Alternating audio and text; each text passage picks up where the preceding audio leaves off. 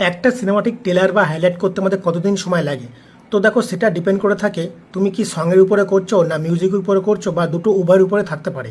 আবার এটাও হতে পারে তুমি যে ভিডিওটা তুলছো সেই ভিডিওটা কতটা ভালো হতে পারে, এবং তার থেকে মেন হচ্ছে টাকা। হ্যাঁ, তুমি কত টাকার সিনেমাটিক অর্থাৎ মিক্সিংটা করতে চাইছো, সেটা হতে পারে 500 টাকার নর্মাল, বা সেটা 800 টাকার হতে পারে, 1000 টাকার হতে পারে, বা 2000 টাকা।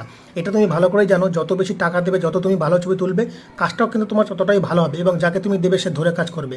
তো দেখো, এটা বলার কারণ হচ্ছে একটাই কারণে, সেটা হচ্ছে যে আমাকে একজন বলেছিল তুমি যে মিক্সিং করতে যে টাকাটা নাও তার কাছাকাছি কিন্তু তুমি টেলার করতে নাও। তো দেখো বস, সেটা হচ্ছে কারণ হচ্ছে একটাই, একটা কাজ করতে আমাদের একদিনও লেগে যেতে পারে বা 1.5 দিনও লেগে যেতে পারে। আগে যেরকম প্রজেক্টের কাজ চলে, এখন তার প্রজেক্টের কাজ না, এখন টোটালি সিনেমাটিক অর্থাৎ হাতে ধরে কাজ করতে হয়। তো সেখানে আমাদের কাজ করতে হলে অনেক সময় লেগে যায়, যার জন্যই আমাদের রেটটাও সেরকম বেশি নিতে হয়। এর জন্য কাজও যেরকম হয়, অর্থাৎ ভিডিও যেরকম তোলা থাকবে সেই অনুযায়ী কিন্তু আমাদের কাজ করতে হয়, সেই অনুযায়ী কিন্তু আমাদের টাইমটা লেগে থাকে।